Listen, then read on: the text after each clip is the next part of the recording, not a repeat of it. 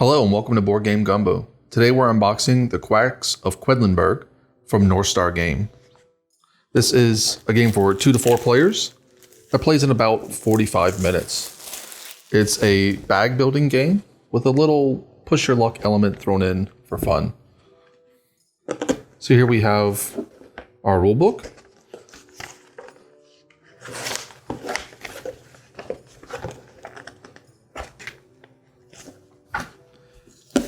And then we have a little cheat sheet for the different ingredients in the game. So there are several different types of ingredients that you can see here. The red ingredient has 4 different types. So this guide is very helpful for just a quick glance at what the different ingredients do. We have quite a bit of punchboard. So this is the main board here. It's also the scoring board.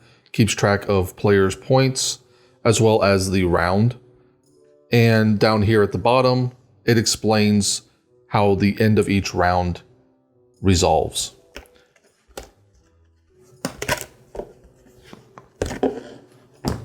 And then we have punchboard for the different ingredients up here, yellow ingredients. You'll notice that they have different values on them. And everything here punches out fairly well. No complaints about cardstock on this one. We've got more chipboard for the different elements. So these books will just punch out like so. And these explain how the different colored chips function during the course of the game. Each chip, as well as having a value, also has a special ability. More there. So then we have a player board. So this will be for the blue player. And this will just punch out like this. Each player will also have a little potion bottle in their color with a full and a used side, and then a little score token right here that flips over in case you go over 50 points. And then there's more punchboard of the same for the different players. Lastly, we have a couple of bags here. Each player is going to have a bag, and that's where their little cardboard pieces are going to be in, their ingredients. And then lastly, we have a single die.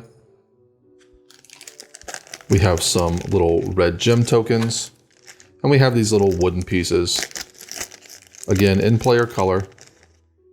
You've got water piece,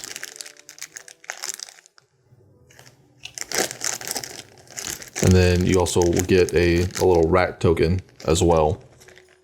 And then this little yellow flame here is to track the different rounds. Lastly, we have a small deck of cards. These are the fortune cards. So you'll draw 1 at the beginning of the round, and then you'll apply its effect either immediately or throughout the course of the round.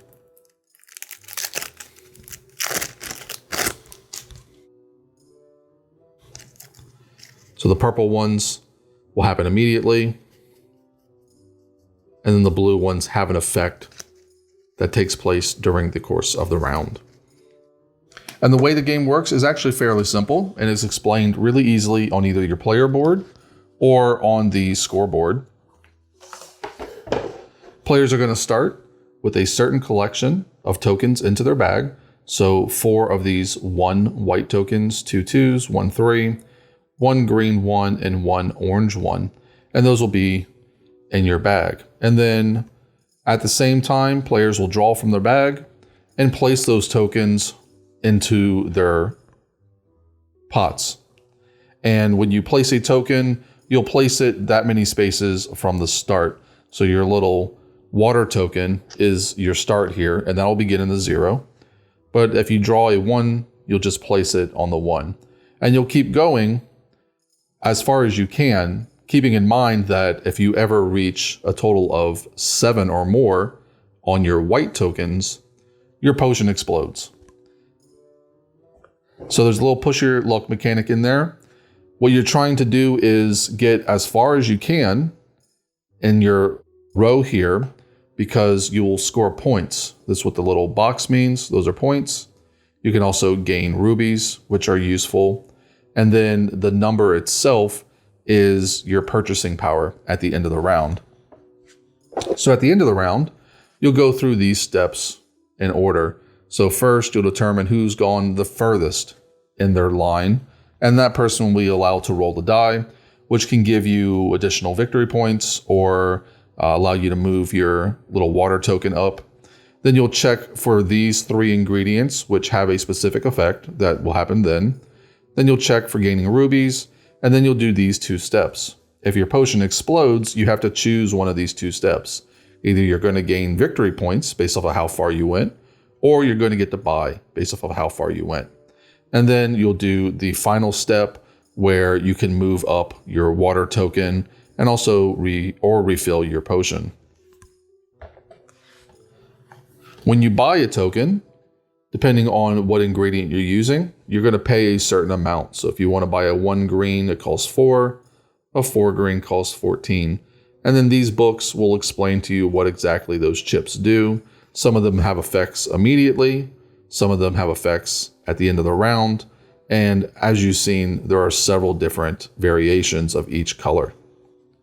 And that's it. That's everything you get in the Quacks of Quedlinburg from North Star Games.